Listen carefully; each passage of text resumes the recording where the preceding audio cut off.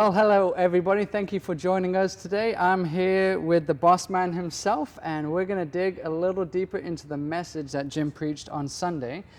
He preached from Matthew 5, from the Sermon on the Mount, dealing with praying for our enemies and loving our enemies and praying for those who persecute us. So we want this time that we have here to be a dialogue or a discussion about what Jim preaches about on Sunday morning.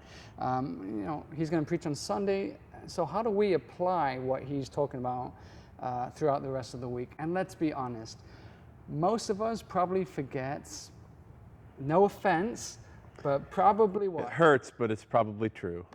Yeah. We probably forget probably 90% of what we hear on a Sunday morning when it comes Wednesday of the same week. And so if God is really speaking through Pastor Jim, then I think it's helpful for us to be a bit more intentional in understanding and applying what Jim is speaking about. And so that's what this time is all about. And so we're going to answer some questions that you asked. So we're going to dig a little deeper into Matthew chapter 5. And so as we get going, Jim, would you give us a quick overview, maybe a 30,000-foot view of what you preached on Sunday morning? Yeah. So, as part of the Sermon on the Mount in Matthew chapter 5, beginning in 43, Jesus is addressing how his followers are supposed to treat their enemies. And he quotes what was the common sort of teaching in his day about enemies. He starts off, you've heard it said, which means he's saying this is what everybody you commonly know. And he's referring back to a passage in Leviticus that actually says that the ultimate thing we should do is love our neighbor as ourselves. But what happened over time is the rabbis and the teachers of the law changed it. Now, they didn't rewrite it in terms of on paper, but they taught it differently and they quoted it differently. Jesus, in his Sermon on the Mount, said, you've heard it said, you should love your neighbor and hate your enemy, which is very human. To love the people on our side and hate or be against, at some level, the people on the other side. And Jesus has said, but that's not how it should be. Mm-hmm. He says, but I say to you. And then he said, love your enemies and pray for those who hate you. And then he talks about how that works a little bit. And that's a pretty mind-blowing thing because I, naturally, as a human, want to respond insult for insult, right, or kindness for kindness. And we get quite good at it. We're very good. It's our natural response to right, insult for insult, kindness for kindness. Yeah. To love the people or care about the people or have compassion on the people or want to help the people who are on my side, whatever that is, whatever that group is. And to either want to be against or wish evil on or even go after the person on the other side, or at the very least to be disengaged and unconcerned and maybe even just mildly hope bad happens to them, right? So Jesus is saying, no, if you love your enemy, or if you want to follow me, you love your enemies and you pray for those who hate you or who persecute you. And he walked through how that works in the heart of God. And then at the end, he said, he wants us to be perfect as our Heavenly Father is perfect. So that means we can't twist or change this around. We know that if we're Christians, Jesus has been perfect for us, right? That's the gospel. He absorbed all of the sin of our life, the stings we talked about on Sunday. And because of that, we have new life in Him. Yep. Our hearts are being changed, have been and are being changed. We're now right with God. We're not His enemy anymore. We're His child. And it should also be, if it's real, working in such a way that we want our enemies to be our neighbors, right? So we should be the kind of people who have such a changed heart that we do want to love our enemies. We do want to pray for those who hate us till they become neighbors, not enemies anymore. Yeah, that's good. And so throughout your message on Sunday, you had this running contrast, this theme between human responses to various situations and godly responses to various situations. Would you tell us a little bit more about what a human response would look like and what a godly response would look like? Sure. Well, the human responses are basic, right? They're so common we don't even notice them. You say something insulting to me, I get upset, and if I'm an extrovert, I just insult you right back. If I'm an introvert, I may just hold a grudge. Either way, insult for insult, right? If somebody offends me, if they sting me somehow, my perception of them is altered now. I may go right back at them, or at the very least, I see them now in the prism of that insult. Okay? They're forever marred and changed in your mind because of that experience. Right. Or at least, if not forever, for a good while. Okay? And the opposite, if you do me good, then maybe I'm inclined to do good for you, and so. That's very human, right? We expect that. It's so common, and we're so naturally apt to that, we don't even really notice it. That's just like, okay, that's as natural as breathing. Okay. The godly response is different. And when a godly response happens, we notice because it's not expected. That's, what you see when, for example, that family who were Christians in Dallas were able to forgive the person who shot their loved one, right? And you saw in the court how they embraced her, right? That the country took notice of that because that's unexpected. Right. That's a godly response. Shocking. It's a godly response. Yeah. When the Amish several years ago forgave the gunman who walked into their schoolhouse and killed a number of their children, and how they forgive that person's family and insisted on helping them and going to his funeral and all that shocked the country. Those are big things, but it's also shocking in a little way when you sting me, but instead of responding with an immediate insult, I respond in a dramatically different way, right? Yeah. I pray for you. I say, hey, Kenneth, what's wrong? Why did you, that's not like you. And I try to find the solution to it rather than just firing back at you. Those are godly responses, which are radically different than the typical human one. Yeah, so if I respond in kind, that's prone to escalation, right? If I insult you and you respond by insulting me, well, I'm going to come back with a bigger insult, or I'm going to get my friend over here to insult you as well, and all of a sudden this thing is growing, right? But if you respond in a godly manner, it de-escalates, right? And there's a greater chance for, if need be, reconciliation and forgiveness, and well, as what Jesus was talking about, of love. Right. And I'll give you an example of what I'm thinking. Take social media. If you get on Twitter today and you see any public person, especially if it's in the political realm, Republican or Democrat, doesn't matter, and they make some kind of an announcement or a proclamation about anything, start looking at the responses. They're ultimately horribly ugly, right? Whether it's a Republican made it, no, the Democrats are doing horribly ugly things, or the other way around. That's what we're used to. That's the cycle. They could cure cancer. They could cure cancer, and there's some diabolical scheme behind it, right? My point is, followers, that's the way the world works. Followers of Jesus shouldn't fit into that circle, that model, that mode. He says, but I say to you, in other words, we're going to be different than that.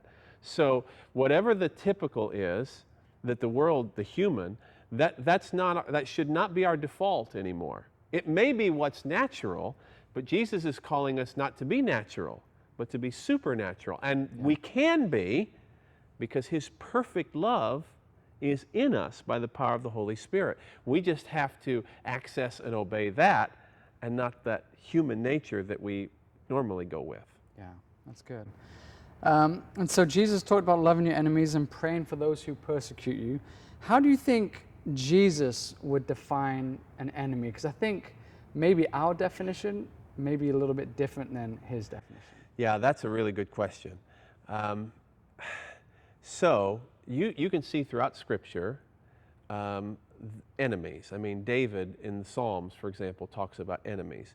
There are people that were opposed to him and actively going against him, and they didn't want good for him, right? They were trying to hurt him in some way.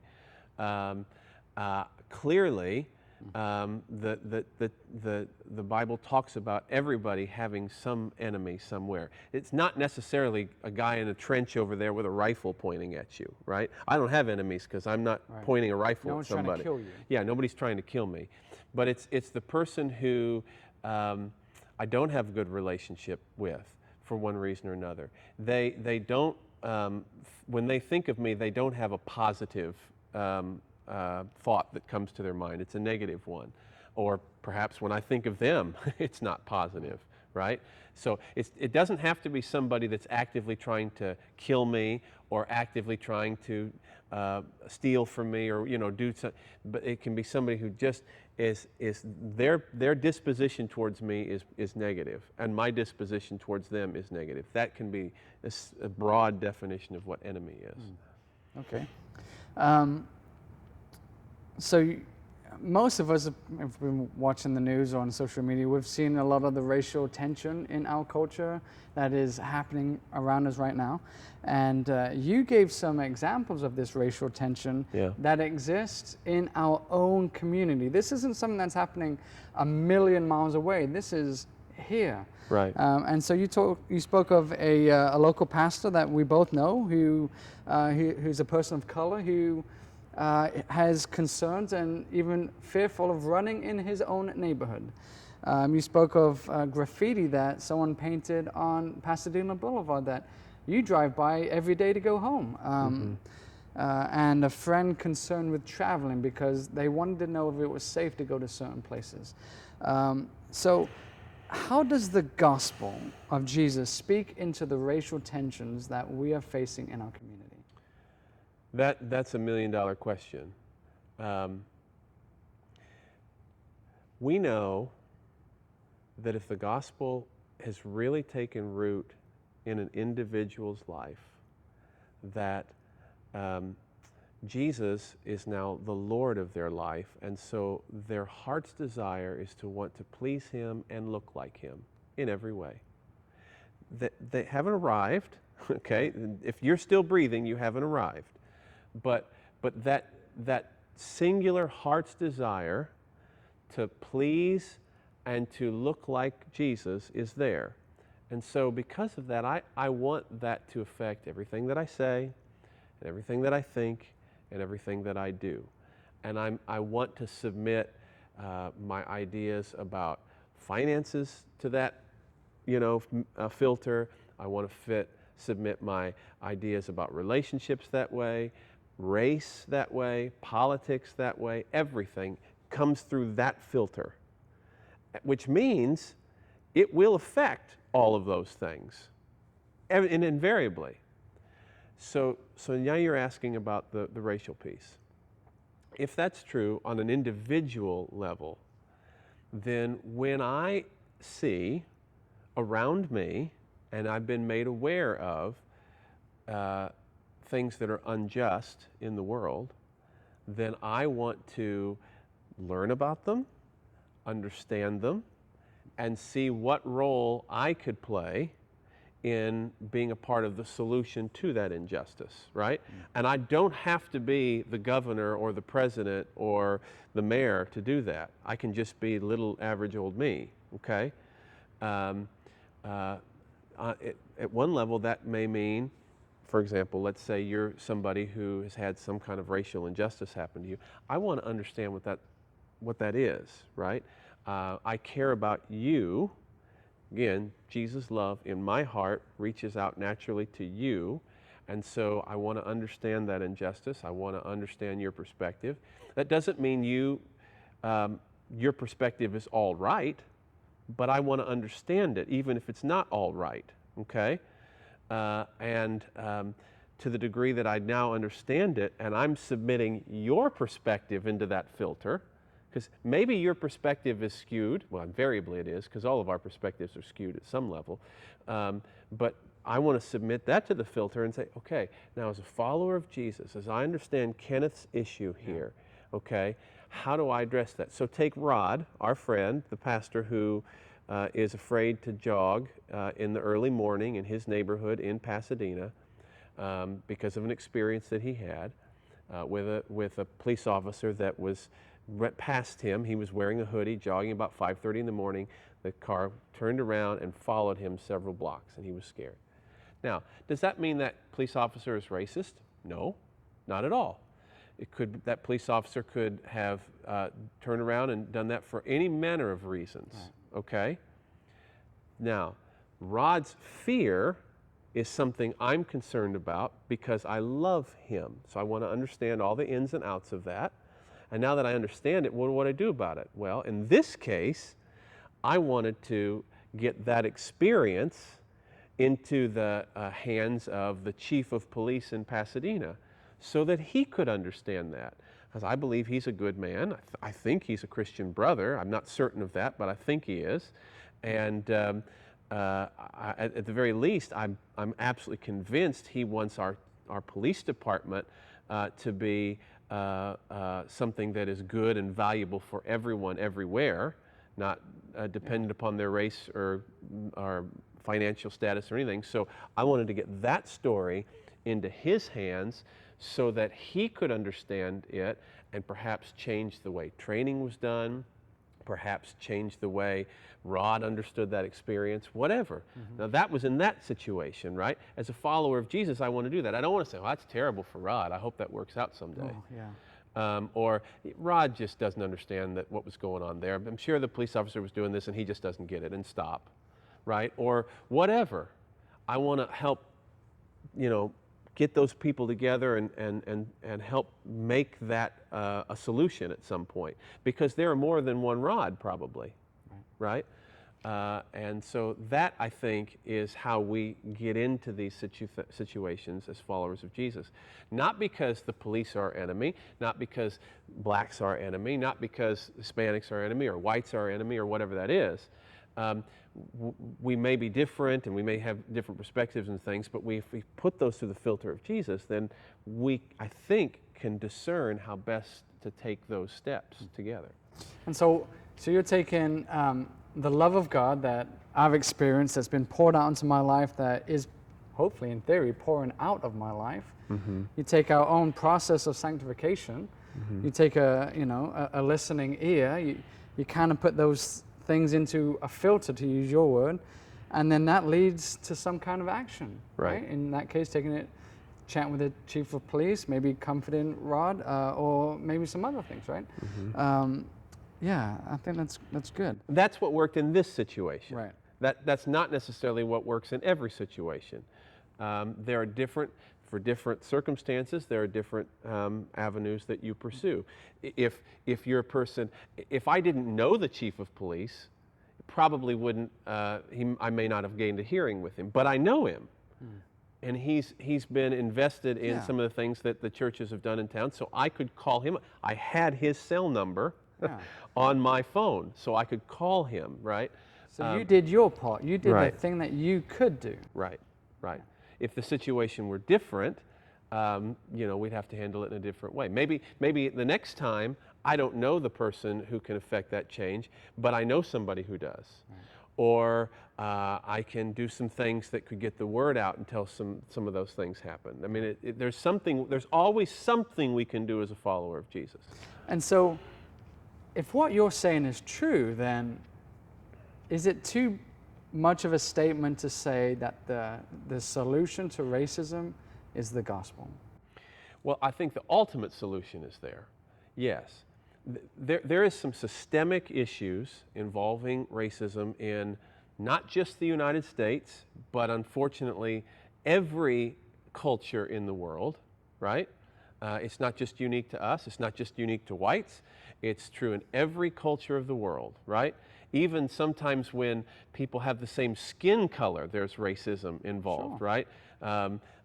Mexicans and Central Americans and Cubans, and for example, have a lot of different tensions and things going on. In Africa, Hutus, Tutsi, I mean, it's all there. So yes, the ultimate answer is the gospel. Now, there are some systemic issues that as Christians who have been changed by the gospel, we need to advocate for on micro levels, like the situation with Rod, okay, and talking to, in this case, the chief of police, or I would say at macro levels in terms of laws and policies. the things that we vote Yeah. for, Yeah. the candidates that we support. Yes, bigger things. Yeah, that's good. That's good. Let's take some questions from you now, okay? And so this came from a member of Parkgate, and this person said, I profess to be a Christian, but I have unresolved sin in my life. Am I even worthy to pray to a sovereign God? That's a pretty heavy question, probably something that a lot of people deal with. So let's add some context or clarity to this question, if you will. Let's say, because it is a big question, let's take it from two different angles. The first angle is somebody who really loves God and they're trying to please God, and yet there's a battle within them for this sin in their lives. Yeah. And so you could call that a Romans 7 type Christian, you know. The things I don't want to do, I do, and things I should do, I don't. Wretched man that I am. And then the other angle would be someone who loves God or professes to love God, but just doesn't really care about the sin in their life. And so maybe that's a Romans 6 person, you know, I'm going to sin so that grace may abound. I'll just ask for forgiveness later. Right. And so how would you deal with this unresolved sin in this person's life? That first piece that they wrote in there, I mean, read it again. If I'm a Christian, there's sin in my life, can I pray to a sovereign God? Can I pray to a sovereign God? I hope so. Yeah. Because shock, if this is a shock to you, I'm sorry. All of us are in that position. Right. Okay? Every single one of us has committed sin against a holy God. Even after Christ. Even after. Maybe that's what this person's saying. It's Yeah, like, perhaps. And I don't know all the ins and outs of their Right. question, but the thought that somehow Fred over here can be sinless before or after Christ is a misnomer. It's just not possible, okay? It doesn't exist. Now, so the short answer is yes. And by the way, you should come to God in prayer when there's sin in your life as fast as possible. Right. Perhaps one of the biggest mistakes we make is, oh, there's sin, I'm not going. Oh, there's sin, I'm not going. Oh, there's sin, I'm not going. I'm not worthy, I'm not worthy. And that doesn't make the situation better. It makes it worse. Yeah. We end up going farther and farther down the road that's away from God, that's destructive and actually hurting us, right? So instead, we ought to run as quickly as we can to Him, right? Now, having said that, the other two pieces. So if there's somebody, to use your words, Romans 7, who is, I would say, fighting for godliness and holiness, that's one piece. And the other piece is somebody who's just sort of like, whatever, right. Okay? Those are two very different people, okay? You could have two guys, for example, who are struggling with lust, let's say. And one guy is fighting for purity, and the one other guy's saying, whatever. I mean, I've always had it. Everybody else does it. Whatever. That's just the way I am. Okay. God's view of those two people are dramatically different. Okay. He has immense grace and mercy for anyone whose heart is genuinely repentant against Him. And He knows our hearts. We can't fool Him. Okay. We try to. We can say all the right words, but He knows whether or not our hearts are into it, right? So if this guy, who actually might fail more than this guy in terms of actually slipping into lustful thought or action, but this guy's crying out to God with a deep desire to be His, to be pure, to be clean, genuinely repenting, genuinely calling upon God's mercy, asking for His power, fighting for that purity, okay? God is not only going to hear that prayer, but He's going to welcome that repentance. That person is going to be, if you will, right with God. This person could actually, if you will, sin less in terms of actual acts of lust. That's interesting. But his heart's not in it. Yeah. He doesn't care. He doesn't want God. He's not calling upon Him, welcoming Him, desiring to please Him, right? He doesn't want to be like Christ. This guy does. So this is an issue of the heart. This guy may sin more than this guy, Yeah. but his heart is open even in his sin, and this heart is closed Yeah, even in his sin. that's right. Yeah. That's right. I hope that helps. The difference, you saw the Pharisees may have actually sinned less. Tax collectors, sinners, prostitutes probably sinned more, at least at the point when they came to Jesus. Yeah. But who did He welcome? Right. Who did he say? These guys are going into the kingdom ahead of you. It's because their hearts were repentant. Their hearts wanted God. These guys may have been more moral on the outside, but they didn't want God. Their hearts were not there. Maybe a good passage of scripture to read regarding this issue is Psalm 51, where Sure. David sinned with Bathsheba and then had Uriah killed, and this is months and months after the fact, and he went to God and he wrote this psalm as an expression of repentance. Yeah. And so, Yeah. There were several months where he hid it, though. yeah. He probably continued to go through the sacrifices and the worship and all of the things that you would normally do, the routine. And then until Nathan exposed that and his heart changed. Right. Right? Yeah. Yeah. Let's take another question. This person asked, I tell people to pray all the time, but I don't do it routinely or consistent anymore, speaking for themselves. I blame it on seeing no results, but I know the passion is gone for some unknown reason. Is it as simple as asking our God to return that passion? Well, I think that's involved. Yeah, I think that's a piece of it. There was a book I read on prayer years ago by a guy named Tim Keller, and he had an illustration in there that might speak into this. It was helpful for me. He talked about the difference between a guy in a boat who was rowing, right, which takes a lot of work, and you're rowing against the wind, and you don't feel like you're getting anywhere. That, if you will, is prayer in the times I think that person might be talking about. Yeah. There's no passion in it, but you're rowing Don't see the and rowing. results. Don't see results. Nothing seems to be happening. He described that, the difference between that and the time when the sails are up and the wind is taking you. Okay? And he said, you don't get, if you will, the times when the wind is up and the sails are taking you without this. And we forget that. You have to, when you're doing this, you're working, if you will, the muscles, and you're preparing for the time where you're sailing. And when you're doing this, you're being faithful to God. And you're praying and staying faithful to Him, even if the results don't seem to be there, even if there doesn't seem to be, to use that person's word, the passion. You're saying, I want you for you, not for whatever I'm hoping to get. And then, if you will, there'll be a time when that sail is up. And that's, you don't get that without this. Yeah. And that was immensely helpful to me, because I've been there, where sometimes where prayer just seemed like, okay, it's You're just talking to the ceiling. right. I've got to pray because that's what we're supposed to do, is pray, yada, yada, yada. But that was so helpful, because I know there have been seasons in my life where I just felt like I was rowing and not going anywhere. Yeah, and sometimes persistence is required, right? Jesus told a Right. parable about that. And Yeah. I think it's also helpful to remember that we don't pray just to get things from God, but to get to know God Himself. Right. And so in the process of rowing Yeah. and fighting, we're getting to know God. Yes, we are. And I would say one other thing. God is probably answering your prayer. It's just not in the way that you expected or wanted, or in the timing that you expected or wanted. So there are answers coming. You just may haven't seen them yet, or maybe the timing hasn't happened yet. I don't say that to be trite.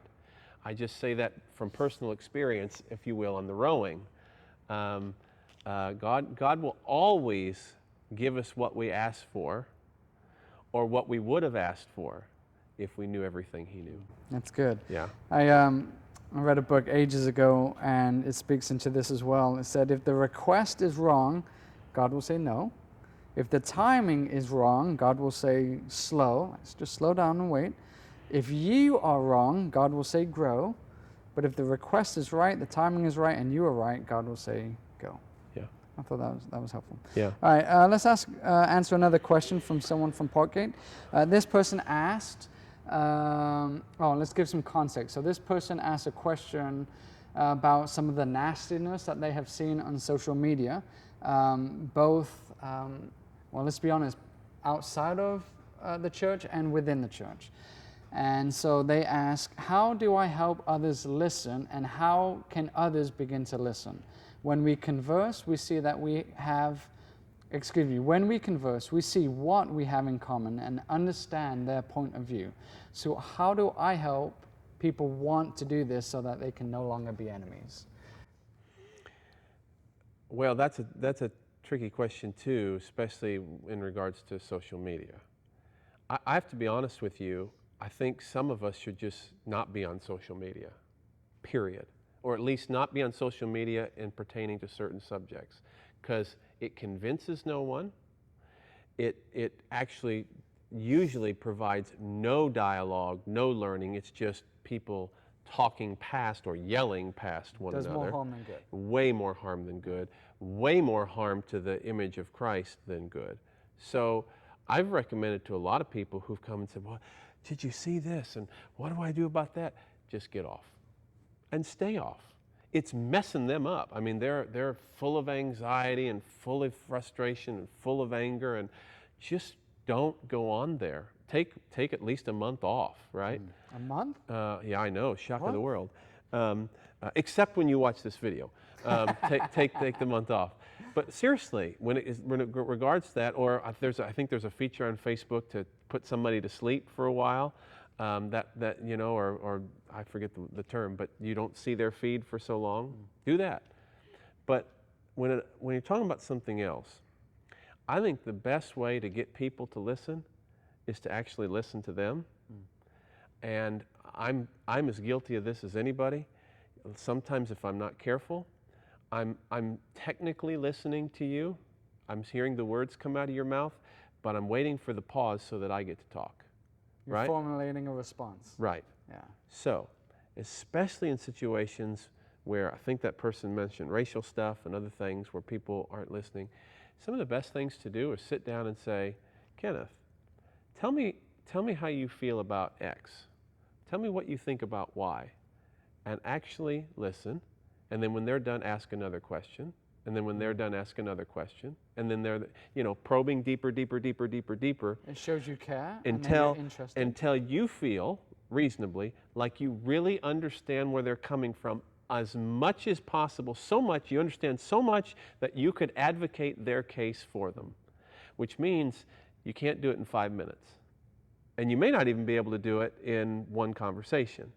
So, do I really care enough about you and this listening that I'm willing to invest that amount of time? Because this is not a magic formula where we're going to do it in 2 minutes. You can't microwave this. I have to say, okay, am I going to talk to you? Do I care enough about where you're coming from that I really, really want to understand that? And if so, in my experience, okay, are there exceptions to this? I'm sure. But in my experience, every time I have done that, guess what they've done? Jim, what do you think about this? Right? And there's an answer to the Yeah. question that this Yeah. person asked. That's right. So if I'm willing to invest the energy to really understand your head and your heart on this issue, your perspective, and as you're talking about that, I don't have to agree with it. Shock. I can listen to you. I can get into your head and heart and understand what's going on without agreeing with you. When I finally come to the place where I can understand you enough that if push came to shove, I could actually advocate your case for you, 99 times out of 100, you're going to say, hey, Jim, help me understand. What do you think about this? And you're going to actually listen to me, because now I've invested however much time listening to you. That's how Christ-like dialogue happens, I think. And James says, be quick to listen and slow to speak. By the way, there's a thing on James coming up real soon. You're going to get that. But quick to listen and slow to speak, that's what he's talking about. Right. Yeah. That's good, Jim. Let's close with this. On Sunday, you gave what I thought was a massively powerful illustration of how in 1969, Mr. Rogers invited a black police officer, Officer Clemens, onto his show to join him in soaking his feet in a swimming pool. And then you said this, Mr. Rogers shared the love of Jesus in a way that could make an enemy a friend. And so, my question, if Jesus washed Judas's feet, if Mr. Rogers washed a person of color's feet, a potential enemy, why do Christians have a hard time washing the feet of their enemies? What gets in the way? The thing that gets in the way is what Jesus talked about there and in other places. We, at our core, want to be served, not to serve. We, at our core, want to be the ones who give the answers, not ask the question. I mean, we want to be the ones who are on top. And he said that the greatest in the kingdom is like a child or like one who serves. And I think some of us would like to be in the kingdom, but we don't care so much about being the greatest part, if that's the metric. Everybody has to fight against that temptation because it's in us. The human response is to want to be on top, to want to be served. But Jesus says it's the other way. I fight against that every day, and I'm sure you do, and I'm sure we always will at one level or another. So that, I think, is the trip up. We need to begin seeing ourselves more as followers of Jesus, as servants in every situation. Servants at work, helping a dude out who's struggling with a project maybe, even if we're not going to get the credit for it or a pay bump. Servants in the neighborhood, thinking about how we can help this single mom or this elderly couple who struggles with something physically. Servants in our family, with a sibling or even with parents. Someone that we don't like or they don't like us? Yeah, even then. Yeah, I know. And listen, that's especially where it's harder. How can we serve in such a way that we can make that enemy into a neighbor? The enemy is somebody we have a negative disposition against for one reason or other. They have a negative disposition against us, right? So when Mr. Rogers did that, it wasn't that he and Francois Clemens were ready to go to blows, and they were actively against, but as a culture, there was a negative disposition between whites and blacks. And so he was demonstrating that doesn't have to be. Yeah. And here's one way. And that's the love of Christ in action right there. Yeah. Well, we're going to end our time the same way we ended on Sunday with a question that you asked. Whose feet do you need to wash this week? Yeah. It's an important question. Yeah. Thank you for joining us. If you have questions from this sermon coming up on Sunday morning, you can email us at questions@parkgate.org, and we will answer them next Wednesday. God bless you. Thanks for joining us. See you later.